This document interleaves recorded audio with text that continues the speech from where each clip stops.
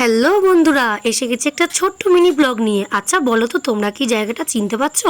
থাক থাক থাক, চিনতে হবে না, কষ্ট করে আমিই বলে দিচ্ছি, এটা হচ্ছে কোলাঘাট।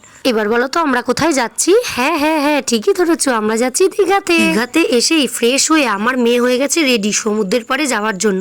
আর সমুদ্রের এই ঢেউগুলো দেখে তো আমার প্রাণ যেন একদম জুড়িয়ে আসলো। আহা, কি শান্তি কি শান্তি, এর থেকে বোধহয় শান্তি আর কিছুতেই নেই। খুব ভালো লাগছিল গো, খুবই ভালো লাগছিল, খুব আনন্দ করেছে। আর আমার মেয়ের কথা তো আর বলে লাভ নেই, খুবই আনন্দ করেছে।